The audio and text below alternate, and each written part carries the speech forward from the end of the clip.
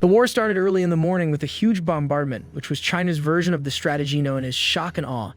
During the huge amphibious assault that was being mounted by the People's Liberation Army and Navy on the other side of the 100-mile Taiwan Strait, Chinese planes and rockets quickly destroyed the majority of Taiwan's Navy and Air Force.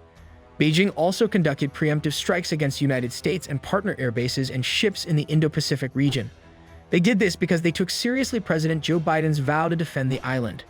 The United States was able to even the odds for a while by sending more advanced submarines as well as B-21 and B-2 stealth bombers to sneak into China's air defense zones. However, the United States quickly ran out of crucial ammunition and had its network connectivity severed by China. The United States of America and Japan, its most important ally, both suffered the loss of thousands of service members as well as dozens of ships and hundreds of planes. The economy of Taiwan was severely damaged, and as a prolonged siege ensued, the United States was significantly slower to rebuild, taking years to replace ships as it attempted to come to terms with how much smaller its industrial base had become in comparison to China's. Former Vice Chair of the Joint Chiefs of Staff General John Hyten was quoted in an after-action report as saying that the Chinese just ran rings around us. They were well aware of all that we were planning to accomplish even before we carried it through. Throughout the past few years, dozens of different war game scenarios have been played out, with the most recent one taking place in April before a House Select Committee investigating competitiveness with China. Even though it is not always possible to predict what will happen as a result of these drills, the United States does better in some than in others. It is possible to estimate the cost. During each practice, the United States burns through all of its long-range air-to-surface missiles in a matter of days and loses a sizable part of its aircraft due to damage sustained while landing. Since the conclusion of the Cold War, Americans have become accustomed to wars that can be fought with the touch of a button from a vantage point of 30,000 feet above the battlefield. However, in every drill, the United States is engaged in a horrifyingly deadly conflict, and that's presuming that the conflict between the United States and China won't escalate into a nuclear conflict. The one consistent finding across all of our war games is that there are significant casualties sustained by both sides. Becca Wasser, who is the head of the gaming lab at the Center for a New American Security and who participated in the war game conducted by the Select Committee and played the position of the Chinese leadership in the game, stated that the impact that this would have on our society would be quite terrible.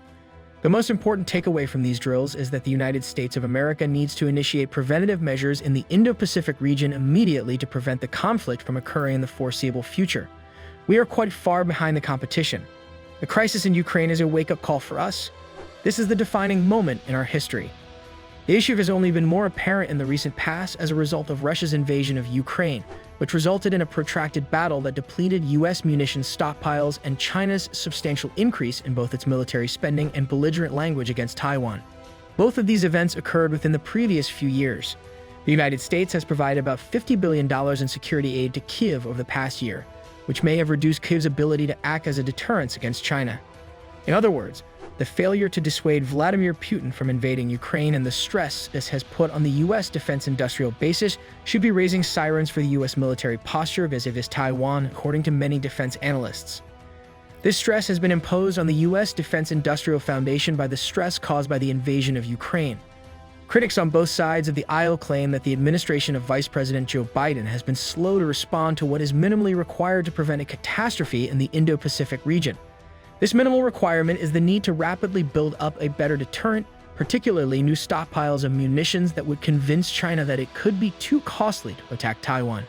There is a recognition of the challenge that goes all the way to the top of the Pentagon. But across the board, there is more talk than action, says Seth Jones, a former Obama-era defense official who wrote a report on one of the war games performed at the Center for Strategic and International Studies, CSIS. But probably a quick response won't be possible, in large part because the manufacturing base in the United States has dropped so much since the end of the Cold War. This is mostly a result of the period following the Cold War placing a greater emphasis on effectiveness. Since the Gulf War, we have developed unrealistic expectations regarding the capabilities of smart weapons. We have not been in a position where we require stockpiling or where we are dangerously low on spare components. Therefore, we have reduced the amount of space for error. At the beginning of this year, the head of intelligence for the United States Navy, Rear Admiral Mike Stewman, referred to the issue as China blindness when speaking at a military conference. He said, "It's very unsettling to see how much the United States is not connecting the dots on our number one challenge."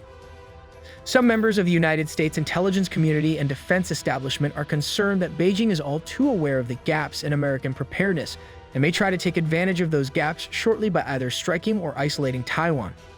A statement made earlier this year by CIA Director Bill Burns said that the United States of America holds the belief that Chinese President Xi Jinping has instructed his troops to be prepared to invade Taiwan by the year 2027.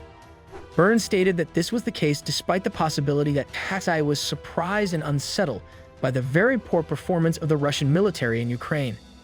In April, China's military concluded 3 days of large-scale combat drills near Taiwan that simulated blockading the island.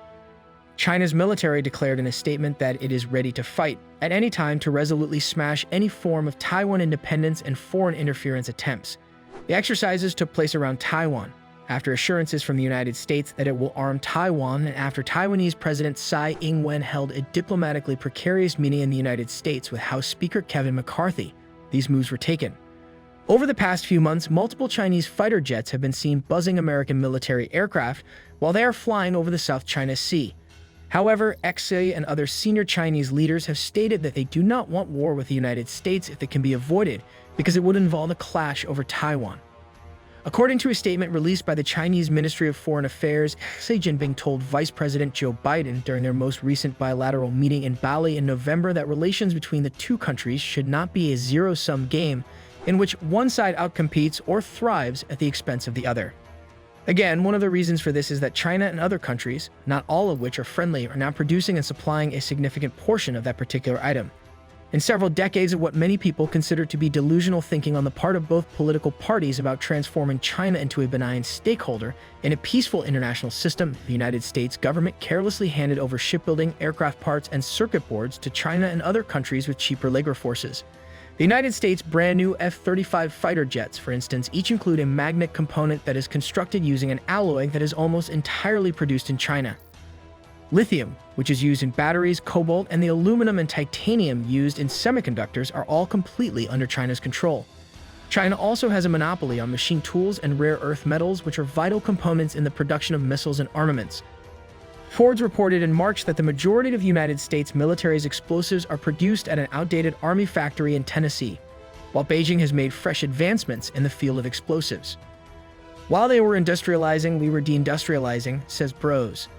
While they were doing one, we were doing the other. Currently, China controls between 45 and 50% of the whole shipbuilding industry worldwide, while the United States holds less than 1% of the market share.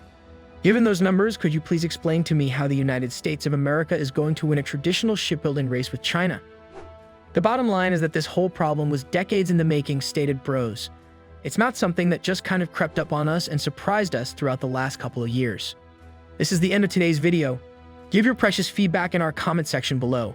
Please like and subscribe to our YouTube channel for more videos.